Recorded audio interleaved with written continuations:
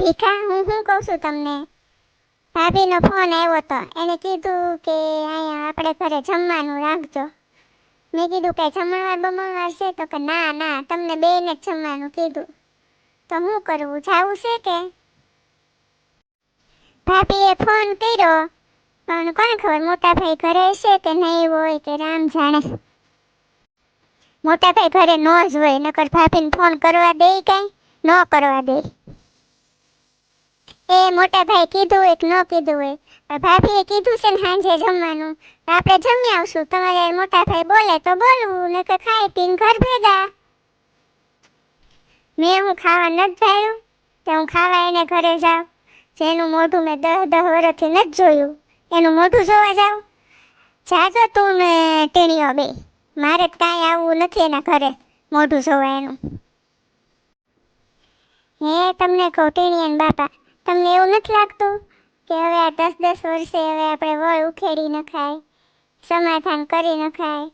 બેયના છોકરા હવે પણ એવડા થઈ ગયા છે, તો હવે આપણે સમાધાન ન કરી નખાય ભાઈ હારે, મોટા ભાઈ હારે? આમ 10 વર્ષે કાંઈ હવે હેરાન થોડું થવાય? હવે કાંઈ નહીં, આ જો પડખેવાળા ઓલા દાદા અને બે દાદા નથી બોલતા કેટલા વર્ષોથી, 50 વર્ષથી. તો કાંઈ શું થઈ ગયું ન બોલે તો? ન બોલે. હે ભીખા, તમને એવું નથી લાગતું કે હવે તમારે બે ભાઈઓને બોલી જવું પડે?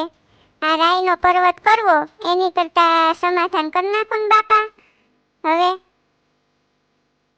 સમાધાન કરી નાખું, એ મારો બાપનો દીકરો છે, કાંઈ મટવાનો નથી. હાલ તો મોટી ભાભીએ ફોન કર્યો છે તો આપણે સાંજે જમી આવી, બીજું તો શું કરવું? લે તું કહેશો તે.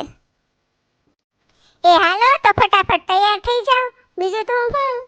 તમે તૈયાર થઈ જાઓ, હું તૈયાર થઈ જાઉં, બે આપણે તૈયાર થઈ જાય. હે ભીખી, જો તારા હમ મને મોટા ભાઈ બોલાવે કે ન બોલાવે, હું એને સામેથી બોલાવીશ બસ. મોટા ભાઈ જાતું કરે કે ન કરે, પણ હું સામેથી જાતું કરી દઈશ હો ને. એ આવો આવો ભીખા ભાઈ, આવો આવો, આય આય ભીખી, આય આય. ઘણી ખમા તમને બેયને મારા બાપ. અરે મારો હાવજ આવ્યો, મારો હાવજ આવ્યો, મારો બાપૈયો આવ્યો. આય આય ભાઈ, આય આય. એ આવો આવો, બેહો બેહો, બેહો બેહો. કેમ છે બે માણાને? છે તો મજા ને? તબિયત પાણી તો સારા ને? મારા નાના ભાઈના ને વહુના ને બેયના? હા હો મોટા ભાઈ, તમારી જેવા મોટા ભાઈ હોય પછી અમારે શું વાંધો? તમારી જેવા મોટા ભાભી હોય પછી અમારે શું વાંધો? એ તમે આવ્યા તે સારું છું ભીખા ભાઈ, તમારું મોઢું ઘણા વર્ષે જોયું. હા, હું તો ભીખીને તો ઘણી વખત શાક માર્કેટમાં નાયા ને ત્યાં મળતી હોઉં, પણ તમારું મોઢું કે દૂનું નહોતું ભાયું. અને બે ભાઈઓ છે એ થોડા મટી જવાના છો તમે, તે તમે આવું કરો છો? તમે તો એક માના દીકરા બાપા, એ થોડા નોખા પડે? હે ભાઈ, એવું ન રખાય મારા બાપ, ન રખાય એવું. જરાય તે મનમાં કાંઈ રાખતા નહીં, અને હવે છે ને હળી મળીને રહેવા મળો બે ભાઈ હો. હા ભાભી, તમે કહો એ સાચી વાત છે. ભાઈ ભાઈ, ભાઈ જેવું કોઈ થોડું થાય મારા બાપ. હે, એ વાત સાચી છે હો ભાભી. ભાભી જેવું તો મને કોઈ દી લાગવા જ નથી દીધું, બોલો ભાભીએ. જાણે મોટી બેન હોય ને એમ જ મને રાખે, જ્યાં મળે ને ત્યાં. એટલે મને તો બહુ વસ્તે મારા ભાભીનું તો બાપા. એ હાલો, રોટલા તૈયાર થઈ ગયા હોય તો વાળું કરી લેવી, પછી બેસી હોઉં. હવે મોટા ભાઈ ભાભી તમે આવજો, હવે જમી લીધું છે, બહુ મજા આવી જમવાની. ને હવે તમે અમારા ઘરે આવજો. કે દી આવશો? આ કાલ આવશો, પરમદી આવશો? જે દી આવો તે દી છે ને ફોન કરજો, એટલે હું છે ને ઘરે રહું, નોકરીએ ન જાઉં હો ને મોટા ભાઈ. હા હા, એક દી આવશું અમે, છે ને તને ફોન કરશું જે દી આવશું ને તે દી હો ને. ઠીક મોટા ભાઈ ભાભી, હવે આવજો. દયા ભાવ રાખજો, આવો ને આવો પ્રેમ રાખજો, અને જે દી આવો તે દી ફોન કરજો, બરાબર? એ હા, હવે જે દી આવશું ને તે દી ફોન કરશું હો ને.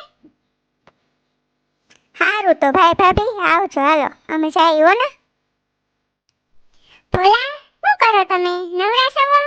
તો એક કામ કરો ને.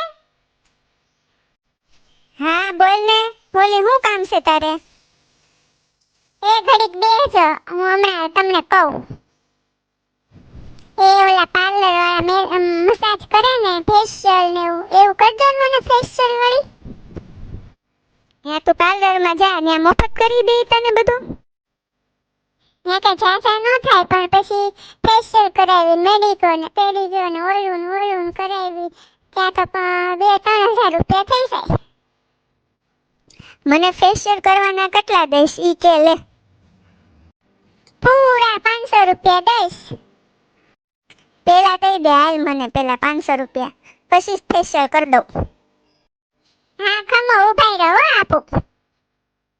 એક કામ કર, તે મને પૈસા આપ્યા ને 500 રૂપિયા, એ પેલા મારા પાકીટમાં મૂકી આય, અને આ ફેશિયલનું કીટ તારું છે ને એ પાછું હતું ને એને મૂકી આય જા.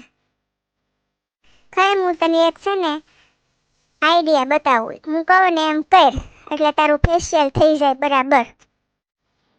હા બોલો, શું કરું હું? એ તારી દેરાણી છે ને ભીખલી, એને બોલાવ્યા આપણે ઘરે બપોર પછી, અને બે હામ ફેશિયલ કરો એટલે થઈ જાય તમારે ફેશિયલ. આવા તમારા આઈડિયા હો બાપા, આવા જ કઈ આઈડિયા હોય. તેમાં શું વાંધો, તમે દેરાણી જેઠાણી બે ભેગ્યું થાવ, વાતું કરો ને ફેશિયલ કરો, ગામના તડાકા કરો, બીજું શું? હા ઈ વાત સાચી હો. હારું તમારા ભાઈને બોલાવી લઉં ને, ભીખા ભાઈને, એ તમારી હારે વાતુના તડાકા કરે, બીજું તો હું. તમારા ભાઈ હારે તમે હજી થોડાક મોળા બોલો છો. હે ભોલા, તમને એમ નથી થાતું મારો ભાઈ છે, થોડુંક જાતું કરી દેવાય. જાતું કરે ને ઈ જીતે, ધીરજ રાખે ને એને જ બધું ધાર્યું ફળ મળે. એટલે તમે છે ને હવે નાના ભાઈ હારે ખોટા ઓલા ન કરતા બાપા. હું માનું છું કે આ કુલ છે ને એ તમારું છે, પણ દીવા તો મારે જ કરવાના છે ને. હે ભોલા, તો તમે બે ભાઈ હંપીને રહ્યો તો કેવી મજા આવે. એ મજાના તનકારા ન કરી, પછી તો જેવી તમારી મરજી હો ભોલા.